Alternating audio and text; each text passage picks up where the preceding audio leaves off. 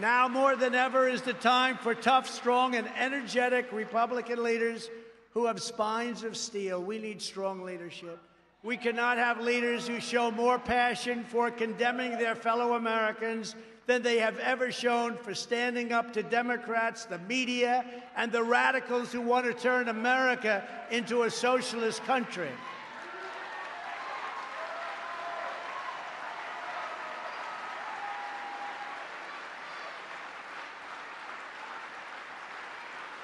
Instead of attacking me and, more importantly, the voters of our movement, top establishment Republicans in Washington should be spending their energy in opposing Biden, Pelosi, Schumer, and the Democrats.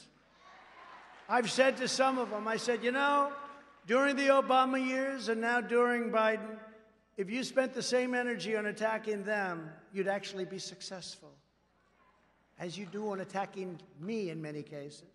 The Democrats don't have grandstanders like Mitt Romney, Little Ben Sass, Richard Burr, Bill Cassidy, Susan Collins, Lisa Murkowski, Pat Toomey. And in the House, Tom Rice, South Carolina, Adam Kinzinger, Dan Newhouse, Anthony Gonzalez, that's another beauty, Fred Upton, Jamie Herrera Butler, Peter Meyer, John Katko, David Valadao, and of course the warmonger, a person that loves seeing our troops fighting, Liz Cheney. How about that?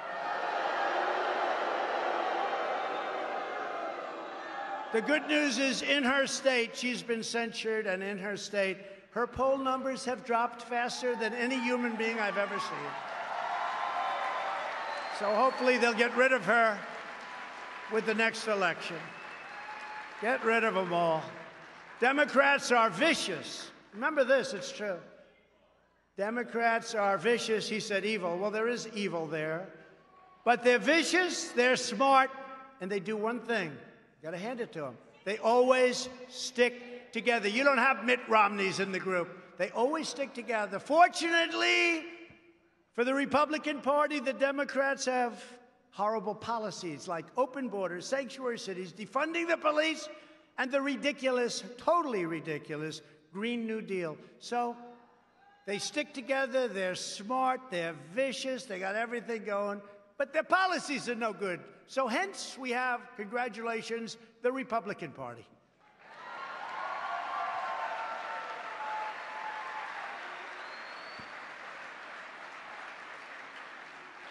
After this, they may not stick with those policies. We have to be careful. No, their policies are horrible. Think of it. Defund the police. How did that work out?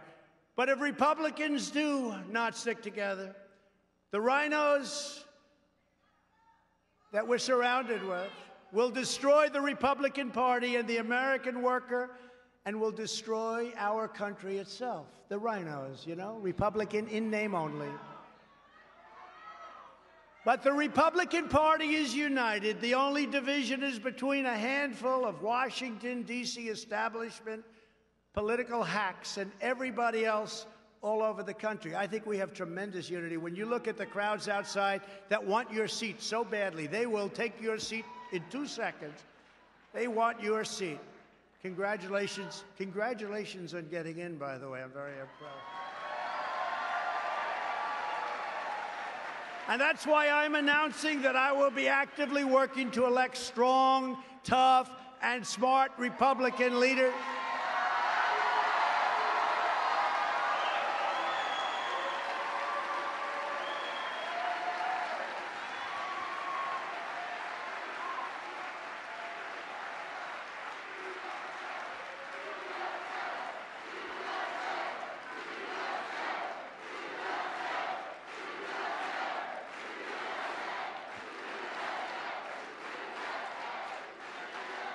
Speaking of that, I heard Jim Jordan did a great job, right? Thank you. I heard that from Mark Meadows. I heard it. Oh, there he is. Look at that. Hi, Jim. I heard you were great. In fact, I hated to follow you. I want to follow other people. I could name them, too. I like to follow other people. I heard you were great. Thank you, Jim, very much. Jim Jordan, a great, great athlete. People don't know he was a great wrestler, tremendous numbers of victories. He was a champion. He was college champion for a long period of time. He's a winner and a leader, and he doesn't play games. He likes to win. He likes to win. And we have a lot of people in our party that like to win, Jim, right? But I heard you were great. Thank you very much. But we want Republican leaders who are loyal to the voters and who will work proudly for the vision that I've laid out today. And what is it? So simple, right? So simple. Military, law and order, great trade deals, great education. So simple. Does anybody get it?